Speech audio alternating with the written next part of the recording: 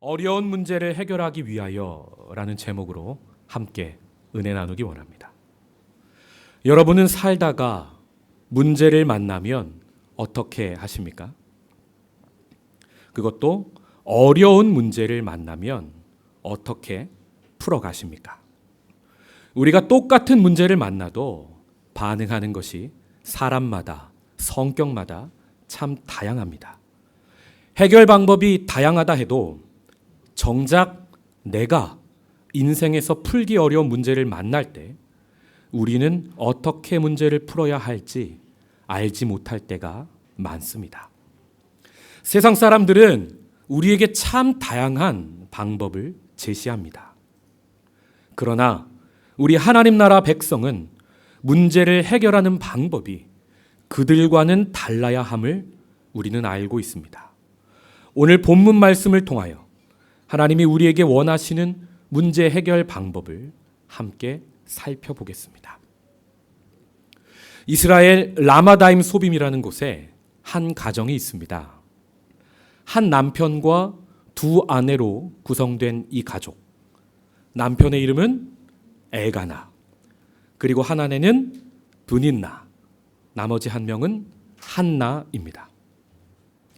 당시에 전쟁이 많아서 남자 수가 부족하였고 재산 상속권이 없던 여성을 위해 일부 다처제가 허용되던 시기입니다.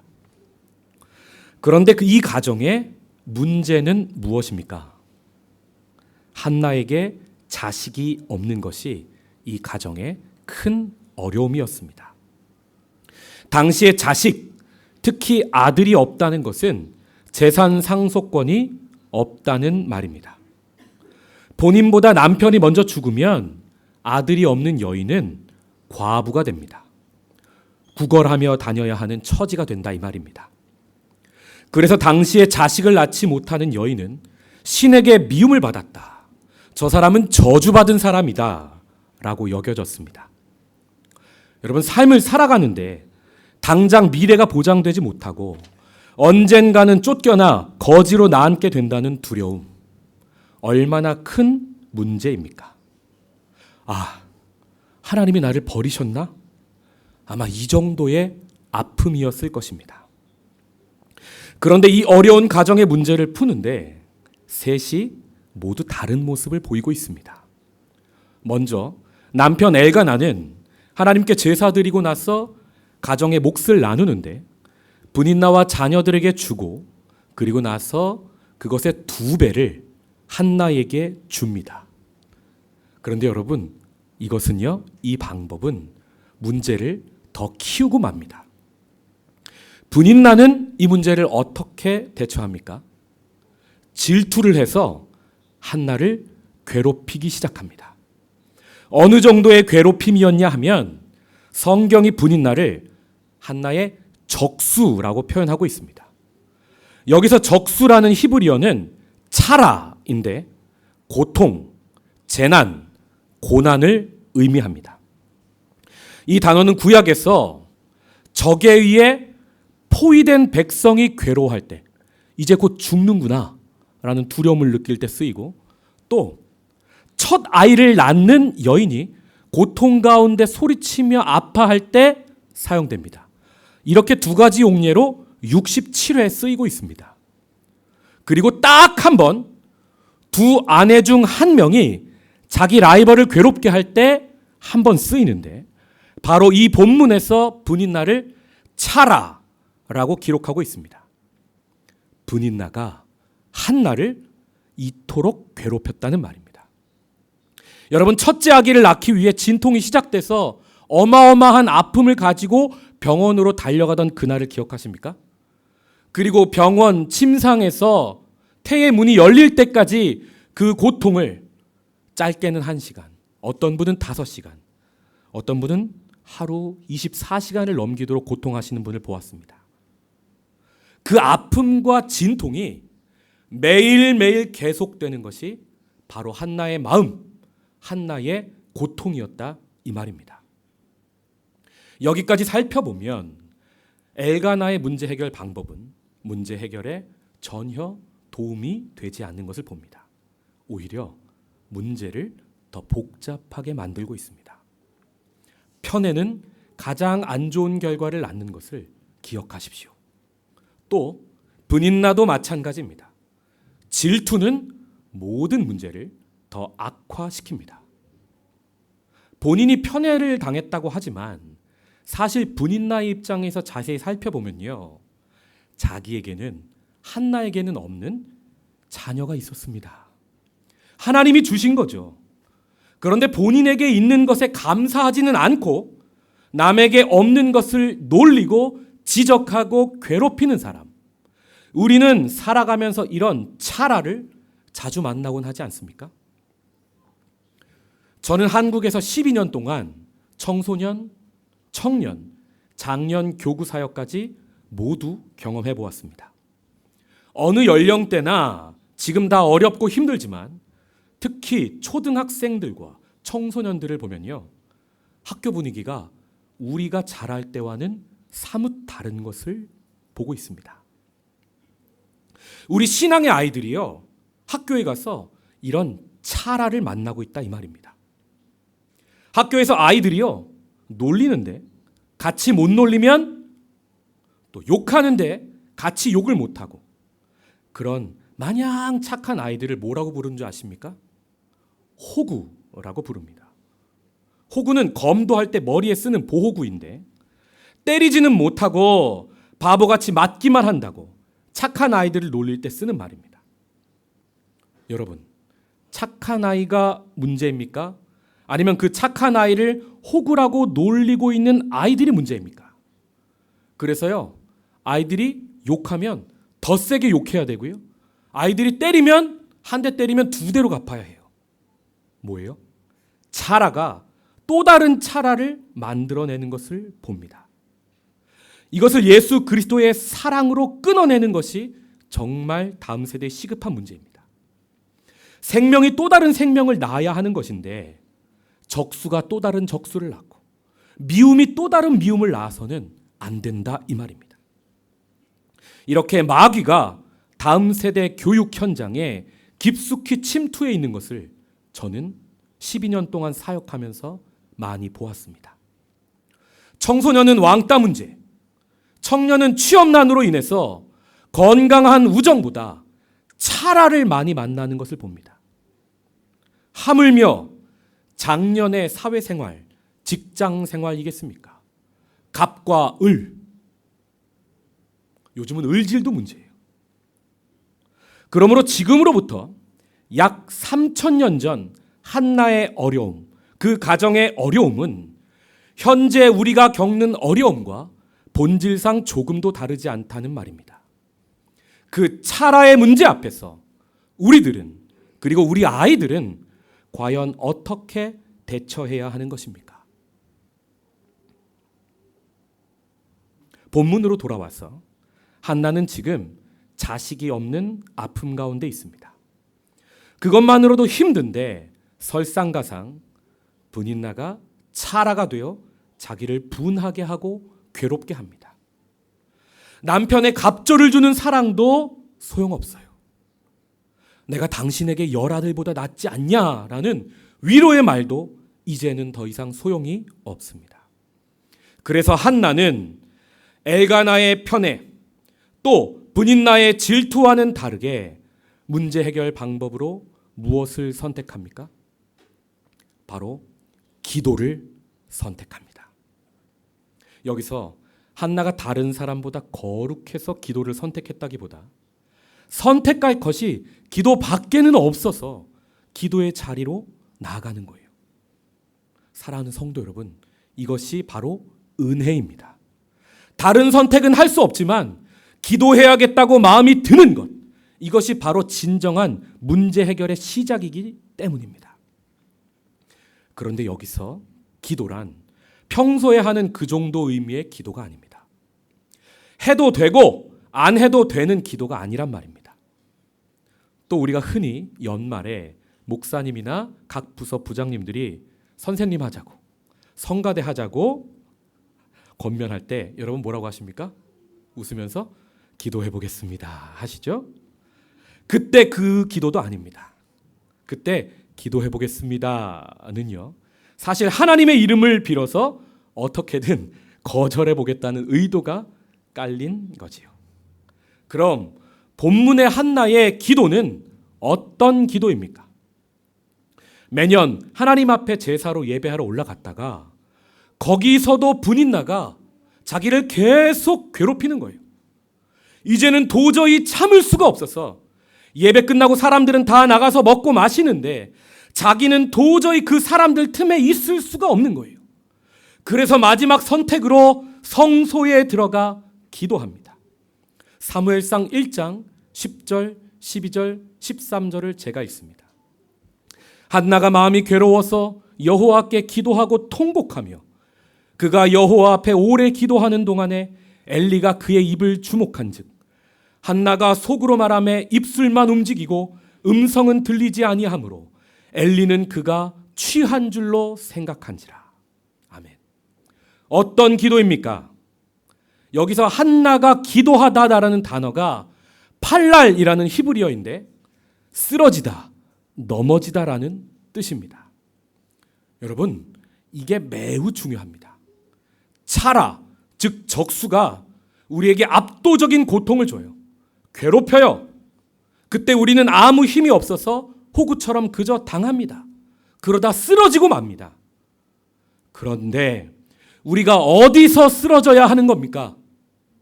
주님 앞에서 쓰러져야 한다 이 말입니다. 그럼 그 쓰러짐은 기도가 되는 것입니다. 거기서부터 회복의 은혜가 시작된다 이 말입니다. 그렇게 하나님 앞에 쓰러져 기도하는데 그만 통곡이 나옵니다. 하나님 앞에 모든 것을 쏟아내고 있습니다. 그리고 잠깐 기도하고 괜찮아져서 멈추는 기도가 아니라 오래 기도합니다. 처음에는 통곡이 나오지만 갈수록 기도가 깊어져 나중에는 입술만 움직이고 음성은 들리지도 않습니다. 그 모습이 하도 기이해서 엘리는 취한 여자인 줄 알고 그만 술 좀 끊어라 한 소리 합니다. 여러분, 이 본문에 나오는 엘리 제사장의 말을 보고서 엘리가 영적으로 둔감해서 한나의 깊은 기도를 알아채지 못했다고 해석하시는 분들이 많습니다. 그 해석도 맞습니다. 그런데 조금 더 깊이 그 당시 상황을 묵상해 보면 그 당시는 구약 시대입니다. 술 마시고 예배 드리러 갔다간 죽을 수도 있어요. 왜요? 부정한 사람이 되니까요. 그럼 엘리의 이 말은 당시 상황이 어떠하였단 말입니까? 그 당시에 누구도 한나처럼 하나님께 그렇게 간절히 기도하는 사람이 없었다는 말입니다. 그러니까 엘리가 너무 이상하게 여겨서 취한 사람 취급했다는 말입니다. 여러분, 하나님께 간절히 기도하는 사람이 너무 없어서 제사장이 기도하는 사람 보고 취한 사람으로 여기는 상황, 이게 정상입니까? 이 나라는 하나님의 나라 이스라엘입니다. 본문의 구체적 장소는 성막, 즉 예배하고 기도하는 게 당연한 장소입니다. 그리고 당시는 사사시대였습니다. 적국이 전쟁을 일으켜 땅을 빼앗고 가족을 빼앗고 곡식을 빼앗고 노예처럼 지배하고 정말 하나님 앞에 기도할 것이 많은 시대였단 말입니다. 그렇게 큰 나라의 문제, 가정의 문제, 인생의 문제 앞에서 그 누구도 한나처럼 통곡하며 하나님 앞에 나와 간절하게 기도하는 사람이 없었다는 말입니다. 그러므로 오늘 본문에서 숨어 있어 잘 보이진 않지만 사실 가장 큰 문제를 안고 있는 사람은 누구입니까? 엘가나요? 아니요. 분인나요? 아니요. 한나요? 아니요. 하나님 아버지 당신이십니다. 무슨 문제요? 각자 소견에 옳은 대로만 행하는 사사시대를 끝내길 원하세요. 그런데 자기에게 기도하는 사람이 없는 겁니다. 아픔의 시대, 고통의 시대, 차라가 나타나 하나님 백성을 괴롭히는 시대를 끝내고 싶으신데 아무도 하나님께 나와 기도하는 사람이 없어요. 하나님은 지금 사역자를 찾고 계신데 자신에게 무릎 꿇고 시대를 위해 중보하는 사람이 없었다 이 말입니다. 한나가 아들이 없어서 힘들었던 것처럼 하나님도 아들 같은 사역자가 없어서 고통 가운데 계십니다. 여러분, 우리 하나님은 홀로 완전하셔서 홀로 완벽하게 일하실 수 있으세요. 그런데 왜 부족한 사람을 찾으신단 말입니까? 하나님은 자신의 형상으로 지음받은 사람 중 일부를 시대마다 먼저 구원하셔서 자신의 신분, 자신의 능력, 자기의 마음을 나누어 주십니다. 그리고 그 사람이 하나님의 능력을 대행하여 사용하도록 하십니다. 그리고 그 사람을 통하여 시대마다 하나님의 나라를 세워가십니다. 이 원리가 창세기에 나타난 하나님의 형상에도 깊이 의미가 담겨 있고 성경 창세기부터 요한계시록 마지막까지 하나님께서 일하시는 구원하시는 방법으로 나타나 있습니다. 아브라함, 모세, 다윗, 엘리야, 느헤미야, 에스더 같은 구약의 수많은 믿음의 선진들, 그리고 이름을 다 헤아릴 수 없는 수많은 선지자들, 그리고 사도 바울, 스데반, 베드로, 빌립 같은 신약의 초대교회 성도들 모두 다 하나님께 기도함으로 하나님의 마음을 깨닫고 그분이 주시는 능력으로 시대를 새롭게 하고 하나님의 나라를 세우고 그 시대의 사람들을 구원한 사람들이었습니다. 심지어 예수님도 십자가 구원 사역이 시작될 때 겟세마네 동산에서 땀방울이 땅에 떨어지는 핏방울이 되도록 기도하시며 나의 원대로 마시옵고 아버지의 뜻대로 하옵소서라고 문제 앞에서 기도하셨습니다. 예수님이 제자들에게 가르쳐 주신 주기도문에도 하나님의 나라를 이 땅에 세워가시는 원리가 잘 나타나 있습니다. 아버지의 뜻이 하늘에서와 같이 땅에서도 이루어지게 하소서. 이 주기도는요, 단순한 주문이 아닙니다. 하나님, 하늘의 뜻을 지금 내가 기도하며 품습니다. 이 땅에서 그 뜻이 펼쳐지도록 나를 사용하소서. 나를 받으옵소서. 하나님, 나를 보내시옵소서 하고 자신을 드리는 기도를 하라는 내용인 것입니다. 한나의 기도에 이 주님이 가르쳐 주신 기도의 내용이 들어가 있는 것을 봅니다. 한나는 지금 원통함과 격분됨으로 인해 피난처를 찾는 마음으로 기도를 시작하지만 그 기도 속에는, 그 기도의 내용 속에는, 그리고 그 기도의 결론은 개인의 원한이 아닌 하나님의 뜻이 담겨 있었다는 말입니다. 본문 11절입니다. 한나가 서원하여 이르되 만군의 여호와여, 만일 주의 여종의 고통을 돌보시고 나를 기억하사 주의 여종을 잊지 아니하시고 주의 여종에게 아들을 주시면 내가 그의 평생에 그를 여호와께 드리고 삭도를 그의 머리에 대지 아니하겠나이다. 아멘. 한나의 기도에서 가장 아름다운 부분은 바로 이 고백입니다. 이 고백은 내가 아들을 낳아서 찰아인 분인 나를 이기는 데 사용하겠다는 고백이 아닙니다. 이 고백은 내가 아들 낳아 잘 키워서 내 노후 보장되게 엘가나에게 재산 물려받아 나 홀로 잘 먹고 잘 살겠다는 고백도 아닙니다. 그렇게 기도 응답을 남과 경쟁하는 데 사용하고 내 이기적 삶을 위해 사용하는 것은 하나님의 뜻이 아닌 것이죠. 지금 한나의 고백은요, 하나님, 내가 지금 왜 아들을 낳지 못하는지 지금은 알지 못합니다. 그런데 하나님, 혹시 무언가 나를 통해 그리고 나의 기도를 통해 하나님 하실 일이 있으십니까? 제게 아들을 주시면 그 아들이 하나님의 일을 할 수 있도록 시대에 구별하여 세우겠습니다. 이 시대에 하나님의 뜻을 아들을 통하여 펼쳐 주시옵소서 하고 기도하고 있는 겁니다. 그리고 아직 태어나지도 않은 아들을 하나님이 사용하실 거룩한 나실인으로 세우는 것을 봅니다. 여러분, 기도하기 전에는 나만 문제 있고 나만 아프고 세상의 모든 짐은 내 어깨에만 있는 것 같아요. 그런데 기도하기 시작하면 관점이 넓어지기 시작합니다. 분인 나는 나 때문에 얼마나 힘들까? 내 남편은 두 아내가 싸워서 얼마나 힘들까? 이렇게 자기 가정을 살피게 되고 더 나아가 이웃과 사회와 민족의 문제까지 묵상하게 됩니다. 여러분, 기도의 가장 깊은 단계가 무엇인 줄 아십니까? 하나님의 마음을 알게 되는 것입니다. 한나가 바로 거기까지 이르고 있는 것을 봅니다. 이 사회를, 이 가정을, 그리고 나를 보시며 문제 너머에서 문제보다 크신 하나님이 웃으시며 나를 기대하시며 지금 나의 기도하는 모습을 보고 계신다는 걸 안 것입니다. 여러분, 과학이 많이 발전해서요, 지금은 지구를 떠나 우주까지, 달나라까지 가는 시대입니다.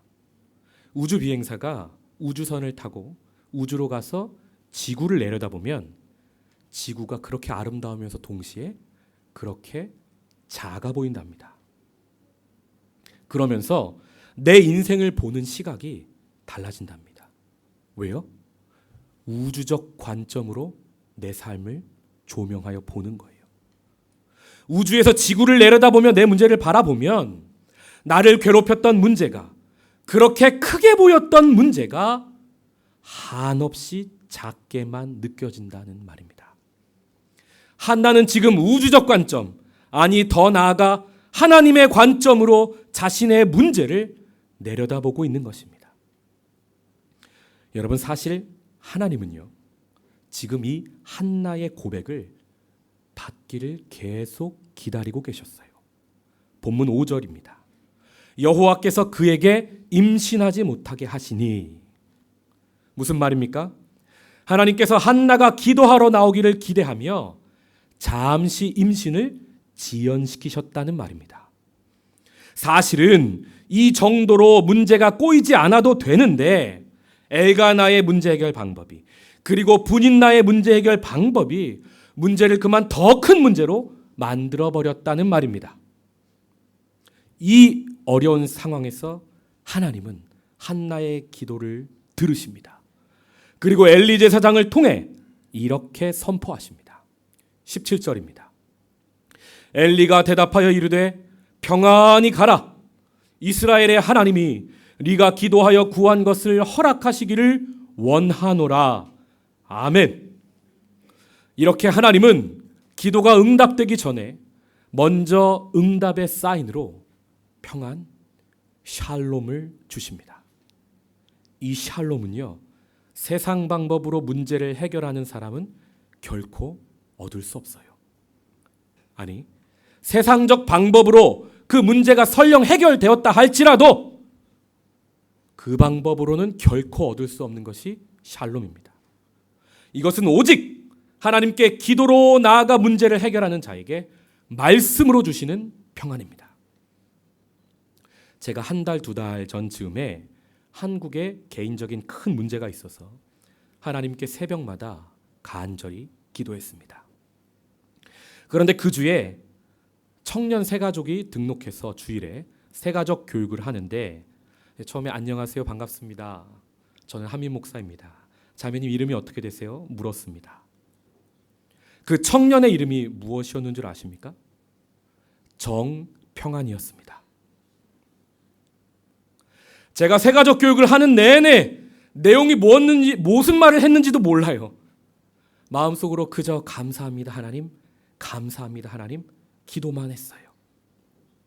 하나님은 이렇게 다양한 방법으로 기도하는 우리에게 평안을 허락하십니다.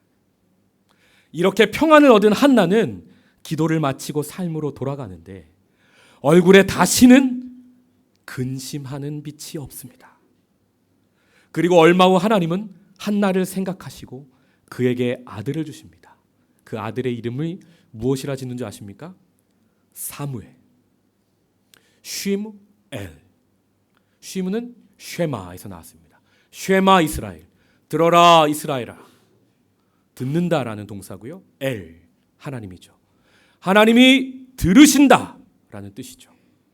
이렇게 하나님은 한나의 기도에 응답하셨습니다. 우리의 기도에도 하나님은 쉬무엘 들으시는 줄 믿습니다. 이 사무엘을 통하여 한나의 문제만 해결된 것이 아닙니다. 한나만 평안을 누린 것이 아닙니다.